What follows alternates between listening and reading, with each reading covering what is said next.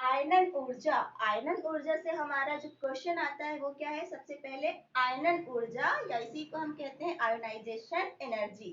तो आयनन ऊर्जा किसे कहते हैं, इसे प्रभावित करने वाले कारक समझाइए, ये आपका बनता है क्वेश्चन। तो सबसे पहले हम देखें आयनन ऊर्जा की परिभाषा। डेफिनेशन आप लिख सकते हैं, मैं बोलते जा रही हूँ, आप शब्दों में लिखने से, उदासीन परमाणु से, उदासीन परमाणु से इलेक्ट्रॉन निकालने के लिए, उदासीन परमाणु से इलेक्ट्रॉन निकालने के लिए आवश्यक ऊर्जा की मात्रा, इलेक्ट्रॉन निकालने के लिए आवश्यक ऊर्जा की मात्रा आयनन ऊर्जा कहलाती है।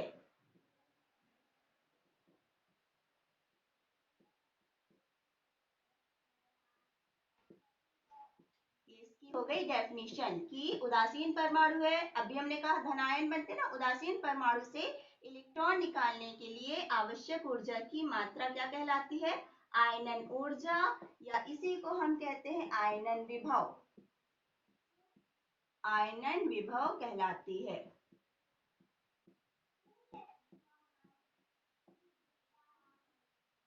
तो ये क्या हो गई इसकी डेफिनेशन कि उदासीन परमाणु से इलेक्ट्रॉन निकालने के लिए आवश्यक ऊर्जा की मात्रा क्या कहलाती है, आयनन ऊर्जा। आयनन ऊर्जा, अभी हमने क्या पढ़ा, धनायन। तो धनायन मतलब कि ये जो हमारे पास उदासीन परमाणु है इस पर कोई आवेश नहीं है, है ना।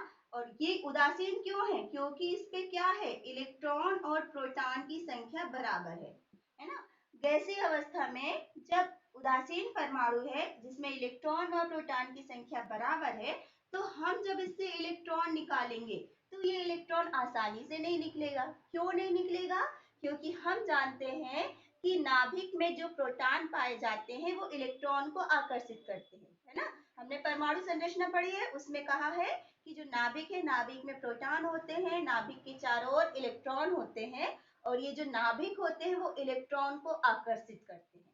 तो जब नाभिक इलेक्ट्रॉन को आकर्षित करेगा, इलेक्ट्रॉन को आकर्षण बंध के द्वारा बांधे हुए रखता है, तो वो आसानी से इलेक्ट्रॉन को निकलने नहीं देता है। तो इसलिए यहाँ पर कहा जाता है कि हमको अगर उससे इलेक्ट्रॉन निकालना है तो हमें क्या करनी पड़ेगी, ऊर्जा लगानी पड़ेगी, क्योंकि नाभिक ने उसको बांध के रखा है। तो हमें जो ऊर्जा लगानी पड़ती है उसी ऊर्जा की मात्रा को हम क्या कहते हैं, आयनन ऊर्जा। तो यहाँ पर जैसे हमने कहा ये एक क्या है, उदासीन परमाणु, इस उदासीन परमाणु से हमको जब इलेक्ट्रॉन निकालना है तो हम क्या देते हैं, ऊर्जा देते हैं। कैसे देते हैं, तो यहाँ पर हम जो ऊर्जा देते हैं उसी ऊर्जा को क्या कहते हैं, आयनन ऊर्जा। तो ये हम उदासीन परमाणु को ऊर्जा देंगे, ऊर्जा देने के बाद एक जो इलेक्ट्रॉन है निकल जाएगा, तो हम यहाँ लिख सकते हैं प्लस ई माइनस। तो ये उदासीन परमाणु को जो हम ऊर्जा देते हैं उसी को हम क्या कहते हैं, आयनन ऊर्जा। अब यहाँ इसी को हम लिख सकते हैं कि आयनन ऊर्जा, आयोनाइजेशन एनर्जी, आई ई, आई ई मतलब होता है आयनन ऊर्जा। इससे हम इलेक्ट्रॉन निकालेंगे, इलेक्ट्रॉन निकालेंगे -1 इलेक्ट्रॉन, ये देखेंगे आप, एक इलेक्ट्रॉन मैंने लिखा है ये, और यहाँ पर क्या बन गया, धनावेश। अब क्योंकि इलेक्ट्रॉन निकालने से धनायन बनते हैं ना, तो दूसरी डेफिनेशन हो जाती है, उदासीन परमाणु से धनायन बनाने के लिए आवश्यक ऊर्जा की मात्रा आयनन ऊर्जा कहलाती है। अब यहाँ पर अगर हमने एक इलेक्ट्रॉन निकाले तो ये होगा IE1। तो IE1 को हम कहते हैं, यहाँ पर लिख सकते हैं आप, प्रथम आयनन ऊर्जा, प्रथम आयनन ऊर्जा। ये अब अगर हमारे पास ये जो धनायन है M, इस पे कौन सा चार्ज है, प्लस चार्ज है, इससे हमको और इलेक्ट्रॉन निकालने हैं तो हम फिर से क्या देंगे, ऊर्जा देंगे। तो इस ऊर्जा को हम द्वितीय आयनन ऊर्जा कहते हैं। ये जो धनायन है, इस धनायन से जब हमको एक इलेक्ट्रॉन और निकालना है तो क्या बन जाएगा, एक इलेक्ट्रॉन की कमी हो गई, तो यहाँ पर कौन सा चार्ज आ गया, +2। तो ये जो है इसको हम क्या कहते हैं, द्वितीय आयनन ऊर्जा, द्वितीय आयनन ऊर्जा। और अब अगर हमको ये जो m+2 है इससे और इलेक्ट्रॉन निकालना है तो हमको फिर से ऊर्जा देनी पड़ेगी। फिर से ऊर्जा देनी पड़ेगी तो इसको हम क्या बोलेंगे, तृतीय आयनन ऊर्जा। यहाँ पर 3 लिखा है मतलब ये क्या है, तृतीय आयनन ऊर्जा। 3 इलेक्ट्रॉन निकालने के लिए या तीसरा इलेक्ट्रॉन निकालने के लिए जो आवश्यक ऊर्जा की मात्रा है उसे क्या कहेंगे, तृतीय आयनन ऊर्जा। तो यहाँ पर 3 प्रकार की ऊर्जा है, प्रथम आयनन ऊर्जा, द्वितीय आयनन ऊर्जा और तृतीय आयनन ऊर्जा।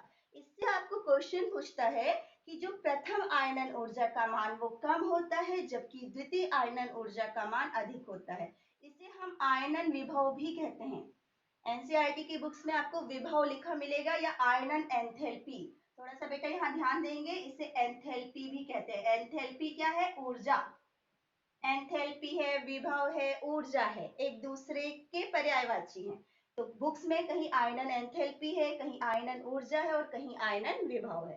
तो एक क्वेश्चन आप लोग ध्यान रखेंगे, इसमें लिख सकते हैं, क्वेश्चन पूछा जाता है द्वितीय आयनन विभव का मान प्रथम आयनन विभव से अधिक होता है क्यों। क्वेश्चन है द्वितीय आयनन विभव का मान प्रथम आयनन विभव से क्या होता है, अधिक होता है क्यों। तो थोड़ा सा आप यहीं पर देखें आंसर क्या होगा। द्वितीय आयनन विभव मतलब इसका मान कैसा होता है, यहाँ पर हम देखें तो इसका मान हमने कहा अधिक होता है जबकि इसका मान क्या होता है, कम होता है। क्यों, अब देखोगे आप, यहाँ उदासीन परमाणु था, इससे हमने इलेक्ट्रॉन निकाला, धनायन बना, है ना। इस धनायन पर कौन सा आवेश है, धनावेश है। मतलब पहले क्या हो गया, धनावेश है मतलब इसके पास क्या है, इलेक्ट्रॉन की कमी। इसके पास क्या है, इलेक्ट्रॉन की कमी है और प्रोटॉन कैसे हैं, अधिक है। तो जो धनायन बनता है उसके पास इलेक्ट्रॉन की कमी होती है और प्रोटॉन अधिक होते हैं। मतलब जो धनायन है उसके पास धनावेश ज्यादा होता है। तो धनावेश ज्यादा होता है तो धनावेश होने के कारण वो इलेक्ट्रॉनों को अधिक मजबूती से आकर्षित करता है। इस कारण अगर हमको दूसरा इलेक्ट्रॉन निकालना है तो हमको और ज्यादा एनर्जी देनी पड़ती है ना। वैसे ही उसके पास इलेक्ट्रॉन की कमी है, हम उससे और इलेक्ट्रॉन निकालेंगे तो क्या होगा, वो आसानी से इलेक्ट्रॉन नहीं निकलने देगा क्योंकि उसके पास प्रोटॉन अधिक है। तो प्रोटॉन इलेक्ट्रॉनों को क्या करते हैं, बांध के रखते हैं, है ना। तो धनावेश, आप यहाँ आंसर क्या लिखेंगे, धनायन पर नाभिकीय आवेश अधिक होता है इसलिए धनायन से इलेक्ट्रॉन निकालने के लिए और अधिक ऊर्जा की आवश्यकता होती है। एक बार रिपीट कर रही हूँ कि जो धनायन होता है, धनायन पर नाभिकीय आवेश अधिक होता है, इस कारण उससे इलेक्ट्रॉन निकालने के लिए अधिक ऊर्जा की आवश्यकता पड़ती है।